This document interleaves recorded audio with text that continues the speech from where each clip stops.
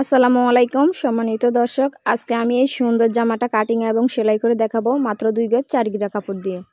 তো এটা আমি বানাচ্ছি 10 থেকে 12 বছর মেয়ের জন্য। তো এইখানে আমি প্রিন্টের কাপড়টা 2 গজ নিয়েছি। তো এই প্রিন্টের কাপড়টা এখন আমি 4 বাজে ভাঁজ করে নেব হাফ বডির জন্য।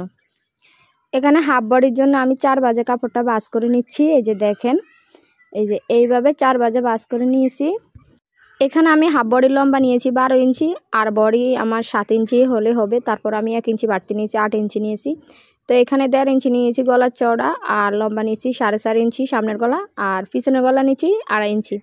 তারপরে এইখানে আমি 3 ইঞ্চিতে মার্ক করে নেব, তারপরে এইখানে 5 ইঞ্চিতে দিব, তারপরে এইখানে এভাবে আরমোলটা শেপ করে নিয়ে 7 ইঞ্চিতে বডি দাগ টেনে নেব, 1 ইঞ্চি বাড়তি নেব সেলাই করার জন্য।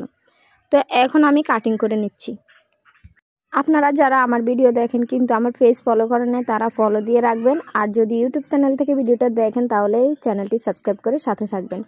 তো এই তো আমার কাটিং করা শেষ। আমি এখন দুটি পার্ট আলাদা করে নেব এবং সামনের পার্টের গলাটা কাটিং করে নেব। এই যে দেখেন, সামনের পার্টের গলাটা কাটিং করে নিচ্ছি। সামনের পার্টে আমি 1 কালার কাপড় দিয়ে ডিজাইন করব, তো আমি সেটা পরে দেখাবো। তার আগে আমি নিচের কুচির অংশটা কাটিং করে নেই, কত ইঞ্চি নিব। তো এখানে নিচের চওড়া যে 2 পার্ট কাপড় নিয়েছি, এখানে 2টি পার্টে কাপড় আছে। তো এই 2টি পার্টের চওড়াটা আমি নিব আর কি, কুচির যে ঘেরের অংশটা 31 ইঞ্চির মতন নিয়েছি। আর এইখানে লম্বা নিয়েছি কত, আপনার এই জামাটার লম্বা হবে মোট, এই যে দেখেন, প্রায় 24-25 ইঞ্চি নিয়েছি আমি লম্বা। তো আপনারা আপনাদের লম্বা অনুযায়ী নিয়ে নেবেন। তো এই যে দেখেন, এটা এখন এক সাইড করে রেখে দেব।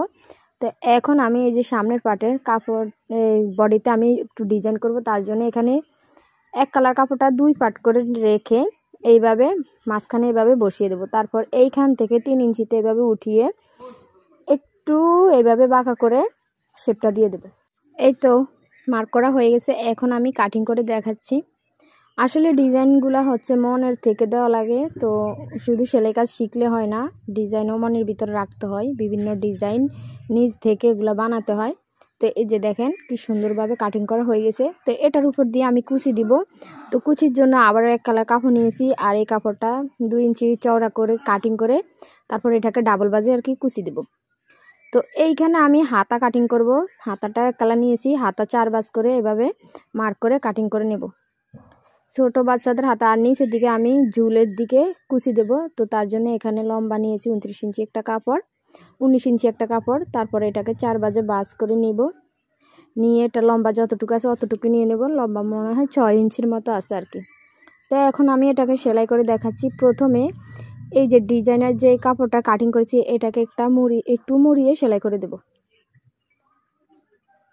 সাথে আমি একটু লেসও বসাবো, তো দেখাবো আপনাদের।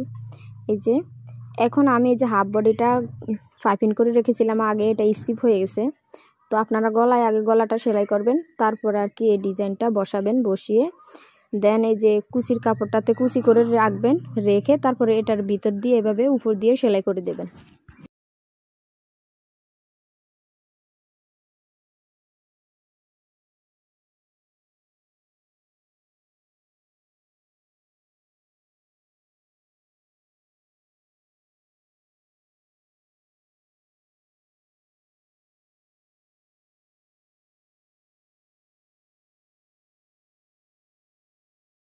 দেখেন কত সুন্দরভাবে সেলাই করা হয়ে গেছে। এখন আমি উপর দিয়ে একটা লেস বসিয়ে দেব, আপনাদের ইচ্ছা মতো পছন্দের ডিজাইন অনুযায়ী লেসটা বসিয়ে দেবেন। তো এই তো আমার সেলাই করা শেষ। এখন আমি কুচির ঘেরের অংশটাতে কুচি দিয়ে তারপরে এই বডি পার্টের সাথে অ্যাডজাস্ট করে দেবো আর কি। দেখেন এই তো সেলাই করে নিছি। একই নিয়মে আপনারা পিছনের পার্টও সেলাই করে নেবেন। পিছনের পার্টটা একদম সাদা সিধা, তারপর উপরে একটা চাপ সেলাই দিয়ে দিবেন। এই যে দেখেন আমি চাপ সেলাই দিয়ে নিচ্ছি। এখন আমি 2টি পার্ট একসাথে করে শোল্ডারটা জয়েন করে নেব। শোল্ডারটা জয়েন করার পর হাতাটা লাগাবো। তো হাতার কুচিগুলো অবশ্যই আগে দিয়ে দিব। এই যে হাতার কুচিটা দিয়ে নিচ্ছি, তারপরে এই যে হাতার সাথে অ্যাডজাস্ট করে লাগিয়ে নিচ্ছি। এই তো এভাবে সেলাই করার পর উপরে একটি চাপ সেলাই দিয়ে দিবেন। উপরে চাপ সেলাই না দিলে কিন্তু সেলাই ফিনিশিং ভালো আসবে না। তারপর আর কি এটা এই যে আরমোলের সাথে জয়েন করে দিবেন। এই যে এইভাবে জয়েন করে দিবেন। তো হাতাটা লাগানো শেষ হলে এখন হাতার মোহরা থেকে দৌড়ে এটাকে পুরাটা ভিতরে একটা ফিতা দিয়ে সাইড সেলাই করে দিব। তারপরে নিচের অংশটা, ঘেরের অংশটা আর কি সেলাই করে নিলে কিন্তু জামাটা রেডি। তো তোমরা যারা এতক্ষণ আমার সাথে ছিলা তাদেরকে অসংখ্য ধন্যবাদ। আর আমার পেজ ফলো দিয়ে রাখবা, যে কোনো ভিডিও দেওয়ার সাথে সাথে পৌঁছে যাবে।